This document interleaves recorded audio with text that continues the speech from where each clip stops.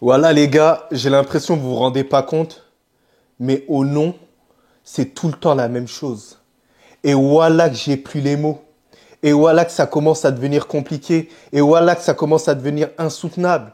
Et à un moment donné, où oui, on soutient le pays, mais ça devient compliqué il y a un moment donné. Ayez pitié de nous. Ayez pitié de nous. Le match qu'on nous a proposé aujourd'hui, il était soporifique. C'est un truc de ouf. Et tout ce qu'on vous demandait, c'était même pas la manière. C'était même pas la manière. C'était un moment, tu vois, où tu devais être un minimum méchant devant les cages. C'est toujours ça avec le Mali. On est toujours gentil avec les personnes.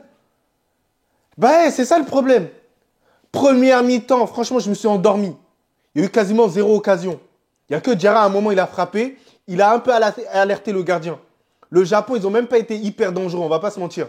Mais au niveau de la maîtrise, on a senti qu'ils étaient beaucoup plus à l'aise. Bon, ça, je conçois. Japon, c'est une très belle équipe, il n'y a pas de souci. Mais par la suite, en deuxième période, on commence à avoir un peu de maîtrise de jeu. On commence à se dire, bon, vas-y, Bellec, pourquoi pas? Mais non, au final, ça touche les montants. Au final, vas-y le joueur, vas-y, il veut pas frapper à temps. Au final, il y a même l'arbitre qui essaie de nous baiser aussi. Batista, mais c'est un truc de ouf. Moi, j'arrive pas à comprendre les arbitres là maintenant. Quand il y a un litige, la moindre des choses, c'est quand même d'aller voir la VAR. C'est au minimum d'aller voir la VAR pour être sûr un tout petit peu. Mais non, madame était sûre d'elle. Et en plus, j'ai vu dès le début, elle avait un orgueil. Mais un orgueil. Mais à 100%. Pour elle, elle a absolument raison sur absolument tout. Heureusement qu'elle a sifflé le penalty à la dernière seconde. Hein. Même ça, elle a hésité un tout petit peu. Mais on lui a dit qu'il y a main. Même ça, elle voulait pas aller trop voir. C'est un truc de ouf de ne pas aller voir la VAR à ce moment-là. Alors moi, il n'y a pas de souci, hein, les gars. Moi, je ne vais pas trouver des excuses à chaque fois. Il n'y a pas de souci. Voilà. On a été moins dangereux, on a été moins méchants. Et c'est ça que j'ai relevé. Hein. Face à Israël, quand j'ai dit que, ouais, c'est tout le temps la même chose avec le Mali. Ouais, on est tous en train de dire, ouais, on fait du beau jeu, tout ça. Mais on s'en fout. On s'en fout de ça. Et à un moment donné, c'est les résultats qui comptent. Voilà, c'est plus les petits gris-gris, les petits 1-2, les petits trucs. C'est les filets qui tremblent. C'est ça qui nous intéresse au bout d'un moment. Et voilà que c'est frustrant. C'est frustrant pourquoi? Parce que toi, tu passes pour le méchant en faisant des vidéos, tout ça, tu dis des choses. Mais c'est juste parce que toi, t'encourages le Mali, ça fait longtemps que tu es en train de regarder ça. Ouais, ça fait longtemps. Et c'est frustrant pour un Malien qui regarde régulièrement les matchs.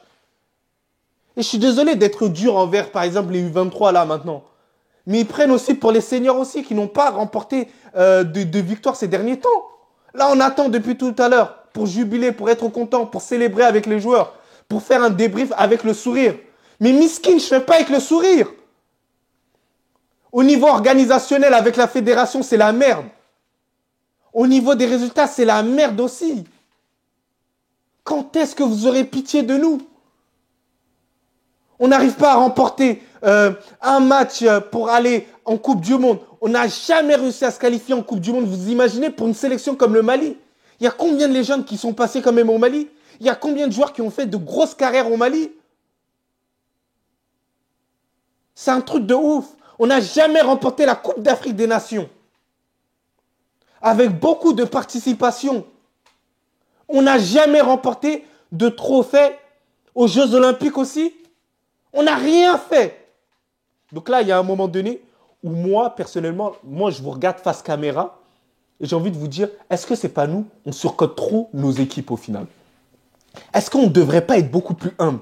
On demande aux personnes d'être humbles, mais nous aussi, on doit peut-être être humble et réduire en fait, voilà un peu nos équipes et se dire, bon, on est une équipe un peu lambda, tout ça, et se limiter à d'autres équipes, tu vois. Parce que nous, on pense toujours que, vas-y, on va gagner une Coupe d'Afrique des Nations, on va aller loin au JO, mais au final, peut-être c'est pas notre place. Ah oui, moi j'avais déjà préparé mon billet pour pouvoir partir au Paraguay. Mais là, franchement, je suis même en hésitation parce que je me dis, faut pas que je parte au Parc des Princes et me faire humilier comme ça. Chanter l'hymne, être content, donner toute ma voix pour au final une déception. Moi, j'ai encore des traumas de ce qui s'est passé lors de la Coupe d'Afrique des Nations. J'ai encore des traumas. Parce que voilà qu'on mérite pas ça. Parce que les supporters, ils se déplacent. Les supporters, ils ont le sourire. Les supporters, ils se donnent à fond. Mais au final, que vous les trahissez comme ça, mais voilà que ça se fait pas. Ça se fait pas. Et en plus, c'est toujours le même scénario. Toujours à la dernière seconde. Toujours à la dernière seconde, on se fait égaliser. On marque, on perd le match comme ça. C'est un truc de ouf. C'est frustrant. C'est frustrant, c'est énervant. J'ai envie de boulder même l'arbitre là. Même l'arbitre était aussi contre nous. C'est un truc de ouf. Mais j'arrive pas à en vouloir trop à l'arbitre plus qu'à nous-mêmes. Parce que oui, voilà, on dribble. Voilà, il y a des joueurs intéressants de part et d'autre. Mais on n'est pas assez méchant, on est trop gentil. On est trop gentil. Mais ça, quand est-ce qu'on va arrêter ce genre de choses? Quand est-ce qu'on va arrêter ce genre de choses? Je suis désolé, tu vois, les gardiens qu'on a, avec tout le respect que j'ai pour eux, et je sais très bien qu'ils essaient de donner le maximum. Mais il faut qu'ils soient beaucoup plus sûrs. Offensivement, c'est pas assez. L'apport que les milieux de terrain doivent donner aussi aux attaquants, parce que les attaquants, ils sont grave isolés. Parce que Diarra, offensivement, il est grave isolé. Les deux Diarra, ils sont grave isolés offensivement. Donc ça veut dire qu'eux, ils doivent dribbler 1, 2, 3, 4 joueurs avant de se retrouver là. Avant de marquer le but, avant d'être hyper dangereux. Non, il doit avoir apport des milieux de terrain pour pouvoir marquer les buts. Ben, c'est à un moment donné où on tape sur les attaquants. Mais il faut aussi taper aussi pour les milieux de terrain. Les milieux de terrain, ils n'ont pas assez d'apport malheureusement. Et c'est ça le problème.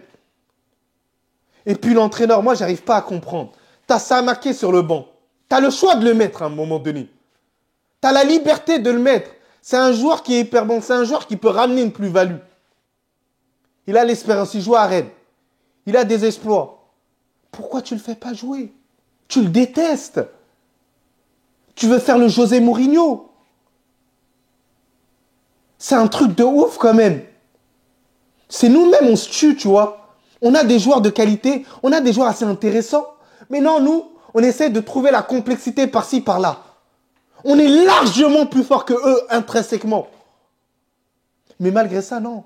Voilà, défaite.